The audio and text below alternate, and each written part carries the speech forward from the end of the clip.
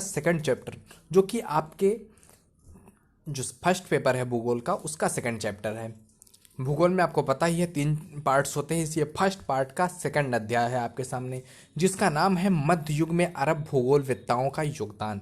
यानी कि जो हमारा मीडियम, जो मिड वाला हिस्ट्री है, उसमें जो अरब के भूगोलवेत्ता हैं, अरब के भूगोल के ज्ञाता हैं, उनका योगदान क्या रहा हमें भूगोल को समझने में, भूगोल को आगे बढ़ाने में, भूगोल की परिस्थितियों को जानने में, उस समय की भौगोलिक परिस्थितियों को जानने में। इन जो अरब के जो भूगोल के शास्त्र थे, भूगोल के लेखक थे या भूगोल के बारे में जानकार थे, उनका क्या योगदान रहा भूगोल के क्षेत्र में, उसके बारे में इस चैप्टर में आपसे बात की जाएगी।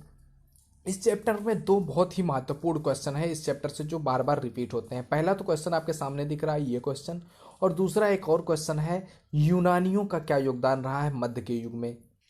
ये आपके अरब का योगदान और दूसरा यूनान का योगदान, कि वहाँ के दार्शनिकों का भी, वहाँ के भूगोलवेत्ताओं का भी बड़ा ही योगदान रहा है। तो 2 क्वेश्चन आपके हैं, जिसके लिए पहली वीडियो हम बनाएंगे मध्य युग में जो अरब के भूगोल के हैं। आज की वीडियो उसी पर आधारित है। सेकंड वीडियो आपको यूनान के जो विद्वान हैं उनके ऊपर आधारित मिलेगा। तो चैप्टर 2 का भी आपका 2 वीडियो बनेगा, चैप्टर 1 के भी 2 वीडियो हमने अपलोड किए हुए हैं। तो अगर आपने हमारी पिछली वीडियोज़ नहीं देखी है तो आप जाकर के देख सकते हैं।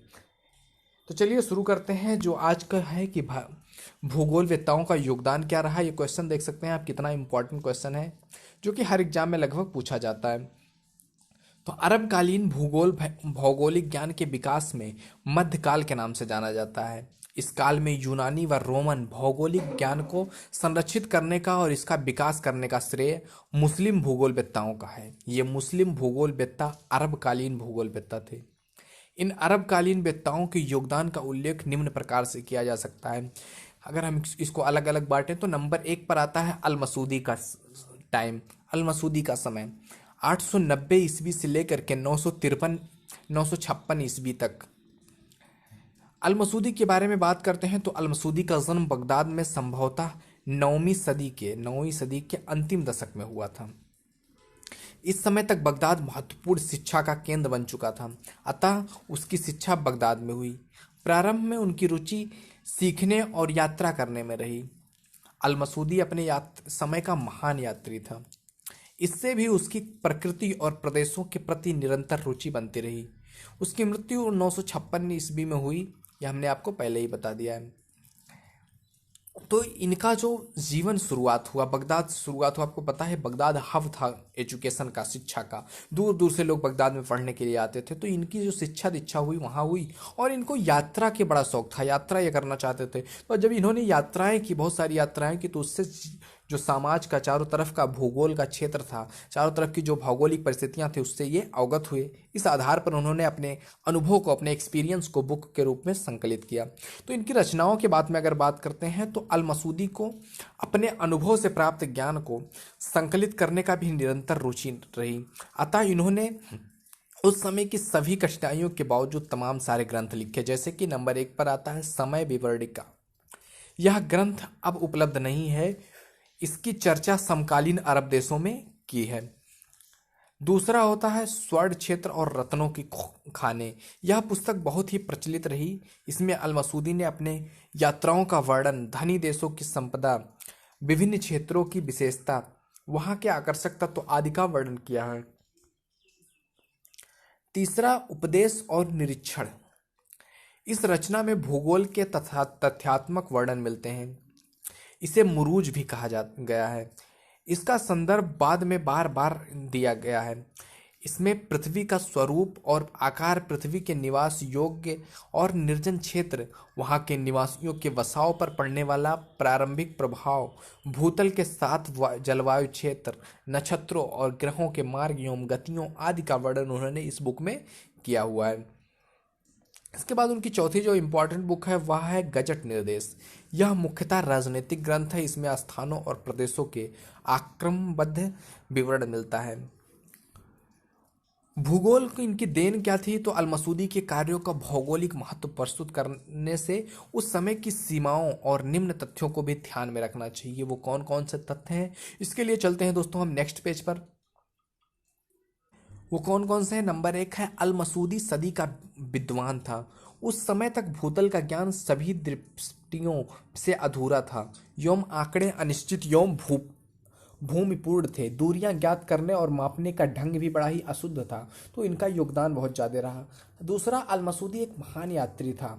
वह जहाँ भी गया वहाँ का उसने प्रमाणिक उपलब्ध ज्ञान प्रस्तुत किया। वहाँ के महत्वपूर्ण निवासियों से संपर्क कर वहाँ के तथ्यों को जाना। अतः उसने अनुभविक विधि से जो वर्णन लिखे हैं वह अधिक स्पष्ट, अधिक सही है।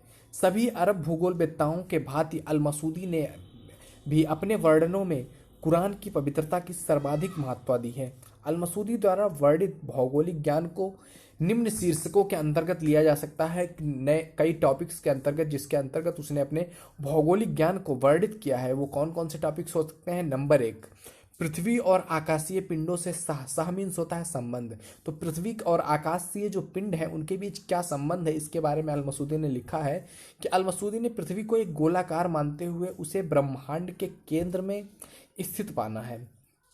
उसके चारों ओर 7 ग्रह चंद्रमा, बुध, शुक्र, सूर्य, मंगल, बृहस्पति और शनि अपने मार्ग में चक्कर लगाते हैं। प्रत्येक का अपना व्योम आकाश है जो कि उस ग्रह के अधिकार में आधुनिक अर्थों के आकर्षण क्षेत्र में है। इन सबसे ऊपर 8वां सितारों का आकाश सर्वोच्च स्वर्ग है। पृथ्वी के चारों ओर घेरे इन 7 आसमान के गुण गिनाए उन्होंने।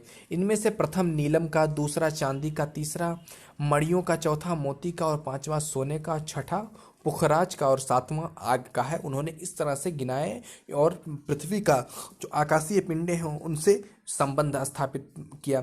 दूसरा क्या है कि बसे हुए विश्व का विस्तार के बारे में बात करते हुए अल मसूदी ने लिखा है कि अल मसूदी ने यूनानी विद्वानों की भांति बसे हुए विस्तार विश्व में जिब्राल्टर जल डमरू मध्य तक बताया है।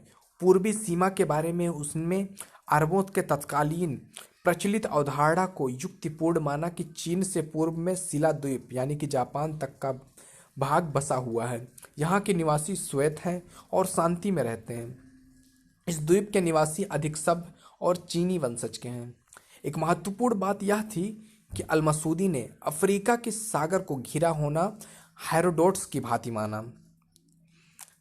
मध्य एशिया में अरब सागरियों सरदारियों की ओर से अजीव सागर को काले सागर की खाड़ी बताते हुए स्थिति निर्धारित की है। उसने बसी हुई दुनिया को 3 भागों में बांटा है। वो कौन कौन से हैं जिसके आधार पर अल बरूनी ने इनको बांटा है? तो पश्चिम सागर से में मिस्री सागर तक का पश्चिमी भाग, जिसकी पूर्वी सीमा टेरियास नदी बनाती है, उसने इसे यूरोप कहा। यानी कि पश्चिमी सागर में मिस्री सागर तक का पश्चिमी भाग जो कि टेरियस नदी जिसकी सीमा बनाती है, तो उसको यूरोप बता दिया। दूसरा था कि मध्यवर्ती भाग जो अजीब सागर से अबिसियन सागर तक का है, जिसकी पूर्वी सीमा अल अरिस नदी बनाती है, उसको उसने लीबिया यानी कि उत्तरी अफ्रीका कहा। और जो शेष बची हुई सीमा का विस्तार जो पश्चिम में अजीब सागर और अल आरिस के पूर्व में चीन तक विशाल दक्षशिला में चीन के और शिला द्वीप तक विस्तृत है, उसको इसने बताया। तो इस आधार पर इसने 3 भागों में बांटा है। और क्या इसने बताया है उसके बारे में जानने के लिए चलते हैं नेक्स्ट पेज पर। तीसरी बात जो अल मसूदी ने बताया है वो है कि पृथ्वी एक इकाई के रूप में है। यानी कि अल मसूदी ने पृथ्वी की आकृति को गोलाकार बताया है।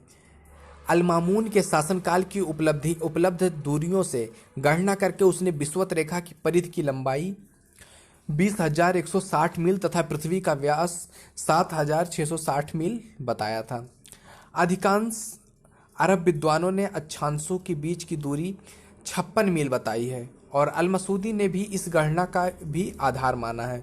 उस समय के गणितज्ञ और भूगोलवेत्ता इब्न यूनुस ने गणना के कुछ स्थानों से अक्षांश ज्ञात करके 10 के बीच की दूरी 56 सही 1/4 से 57 मील के बीच बताया था। उस समय उन्होंने इसको ज्ञात किया था कि 56 से 57 के मध्य ये दूरी आएगी और आज भी वो 56 मील की दूरी ही है। चौथा, इन्होंने भौतिक भूगोल के बारे में बात करते हुए अल मसूदी ने लिखा है कि अल मसूदी ने स्थल रूपों के विकास में नदी के कार्य करने को महत्वपूर्ण माना है। नदी अपनी घाटी काटकर एकत्रित पदार्थों को अन्यत्र जमा करती है, अतः नदी विनाश और निर्माण दोनों के लिए ही उत्तरदायी है। द अर्थ ग्रोस एंड डिसिलियंस पार्ट बाय पार्ट।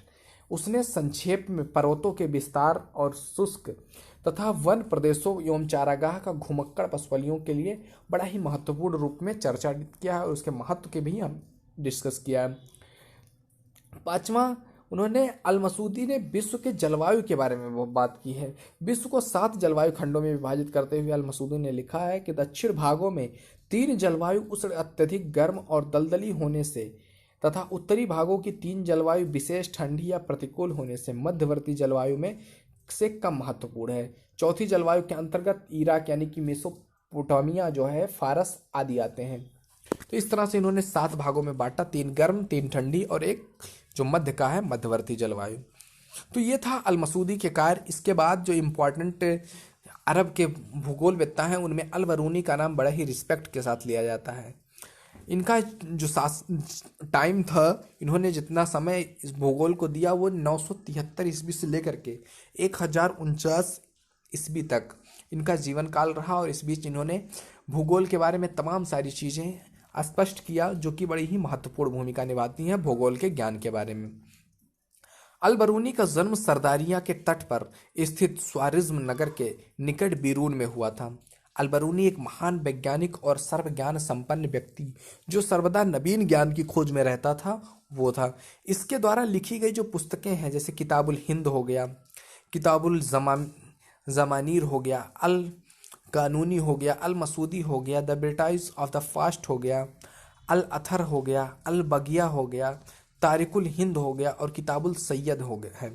ये सब बड़े ही महत्वपूर्ण बुक्स हैं जिसके आधार पर इनको हमेशा याद किया जाता रहेगा।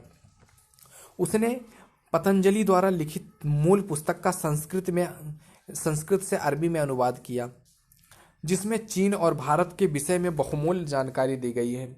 उसने भूगोल पर कुल 27 पुस्तकें लिखी हैं। आप जान सकते हैं कितना महत्वपूर्ण व्यक्ति यह था जो भूगोल का उस समय की भौगोलिक परिस्थितियों के आधार पर उन्होंने भूगोल की कुल 27 पुस्तकें लिखी। उसमें से मानचित्र कला, भूगणित, जलवायु विज्ञान प्रत्येक पर 4-4 पुस्तकें लिखी हैं। शेष पुस्तकें धूमकेतु, उल्काओं और सर्वेक्षण पर लिखी हुई हैं। अल बरूनी ने विश्व को सीमित खगोल के सबसे बाहरी धरातल पर स्थित माना है। उसने अपनी पुस्तक अल तहरीर में ब्रह्मांड की उत्पत्ति का विस्तृत अध्ययन किया है। अल बरूनी के मस्तिष्क को इस तरह से रखा गया है, आप देखेंगे, चलते हैं उसके लिए हम नेक्स्ट पेज पर कि किस तरह से उसके बारे में हम डिस्कस करते हैं। तो अल भूकेंद्रीय और सूर्य केंद्रीय विवाद में उलझा रहा। कुछ आधुनिक विद्वानों ने उसके द्वारा भूकेंद्रित विचार को स्वीकार किए जाने की आलोचना की। पृथ्वी और आकाश की गोलाकार आकृति के संबंध में आधारभूत प्रश्नों और भूकेंद्रित सिद्धांत, स्वर्ग के बारे में पूर्वी पश्चिमी विचारों और की विवेचना के पश्चात अल बरूनी ने काल्पनिक वृत्तों और चिन्हों को जो प्रायः खगोल विज्ञान के बारे में बात करते हैं उस पर इन्होंने बात की। उसने तमाम सारी पुस्तकें लिखी, आप देखेंगे धीरे धीरे उसने बहुत सारी पुस्तकें लिखी जो उस समय हमारे सूर्य, पृथ्वी, उसकी इस बारे में बहुत सारी चीज़ें जो हमारे ब्रह्मांड के से रिलेटेड है उसके बारे में बताया। उन्होंने ज्वार भाटा के संबंध में कहा कि ज्वार और भाटा की अधिकतम और न्यूनतम ऊंचाई चंद्रमा की कलाओं पर आधारित थी, जो कि इस समय भी प्रूव्ड है कि चंद्रमा की जो कलाएँ हैं, चंद्रमा का जो पूर्णिमा का दिन होता है उस दिन सबसे ज़्यादा होता है क्योंकि उसमें चंद्रमा का जो आकार होता है, चंद्रमा की जो कला होती है वो पूर्ण होती है। तो इस आधार पर उन्होंने 12 नक्षत्रों का भी जिक्र किया है अपनी पुस्तकों में। अगर उन्होंने जो हिंद के बारे में लिखा, किताबुल हिंद, उसमें उन्होंने सिंधु का मैदान नदियों के द्वारा लाई गई, किस तरह से मैदान बना सिंधु का नदियों के द्वारा जो गाज लाया गया, उसके बारे में उन्होंने बहुत सारी बातें बताई है।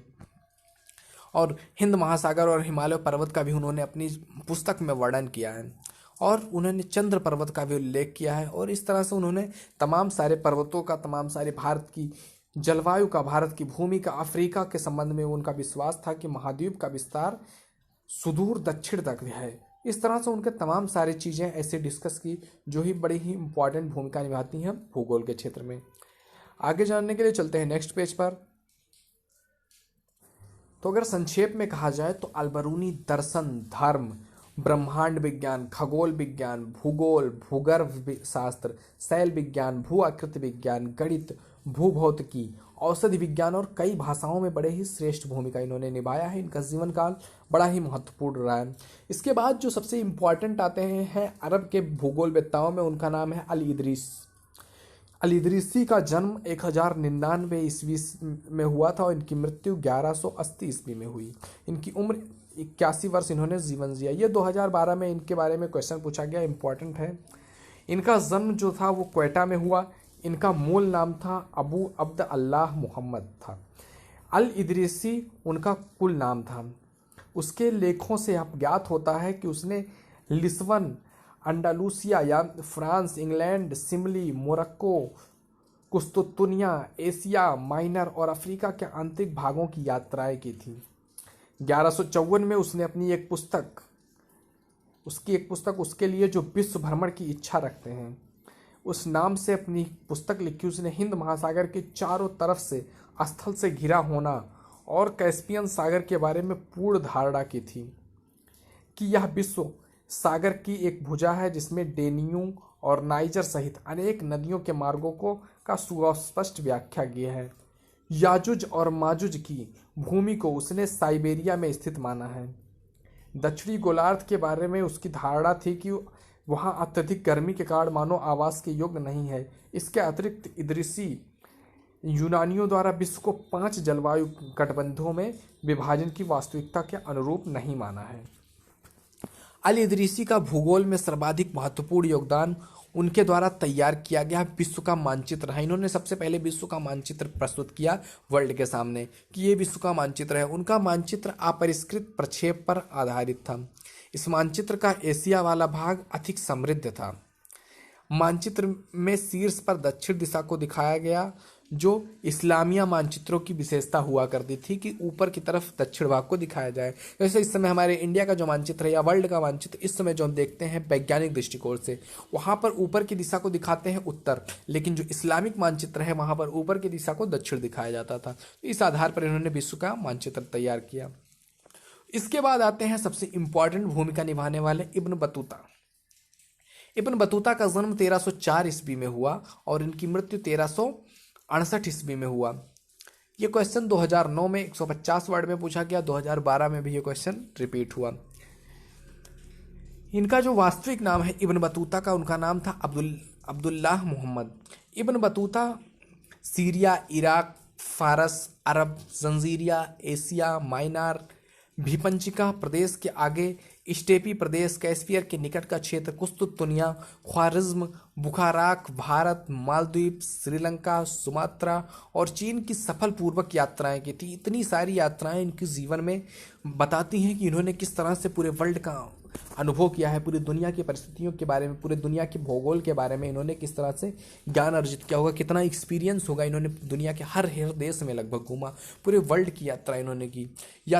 यात्राओं के द्वारा यह स्पष्ट हो गया या सिद्ध हो गया कि अरस्तु का विश्वास कि यह क्षेत्र जिसे यूनानियों ने सबसे सर्वश्रेष्ठ बनाया है, इससे भी तमाम सारे कई ऐसे क्षेत्र हैं पूरी दुनिया में जो इससे भी ज़्यादा समृद्ध हैं, उससे भी ज़्यादा धनी, और वहाँ की भौगोलिक परिस्थितियाँ कुछ अलग हैं। हर जगह की भौगोलिक परिस्थितियों के बारे में उन्होंने अपनी राय दी। अरस्तु का भी बड़ा ही महत्वपूर्ण योगदान रहा यूनान से रिलेटेड, जो हम अगली वीडियो बनाएंगे। ये आपका पहला वीडियो है, पहला क्वेश्चन है जो यहाँ पर इंड होता है अरब के वैज्ञानिकों के द्वारा। तो 4 वैज्ञानिकों का हमने नाम लिया है। इब्न बतूता हो गए हैं, इनसे पहले हमने बात किया है अल इदरीस का, उनसे पहले हमने बात किया है संक्षेप में अल बरूनी का, उनसे पहले अल मसूदी का। तो ये 4 वैज्ञानिक जिनका बड़ा ही महत्वपूर्ण योगदान रहा है। तो इनके जो क्षेत्र हैं इन्होंने बड़ा ही भूमिका निभाया है भूगोल के समझने के लिए, विश्व भूगोल को समझने के लिए। तो आशा करते हैं वीडियो पसंद आया होगा। पसंद आए तो लाइक जरूर कीजिए, चैनल पर नए आए हो तो सब्सक्राइब कर लीजिए। मिलते हैं हम अपने अगले वीडियो में इसके सेकंड क्वेश्चन के साथ, जो कि बड़ा ही इंपॉर्टेंट क्वेश्चन है। तो वीडियो को अंत तक देखने के लिए आपका बहुत बहुत धन्यवाद।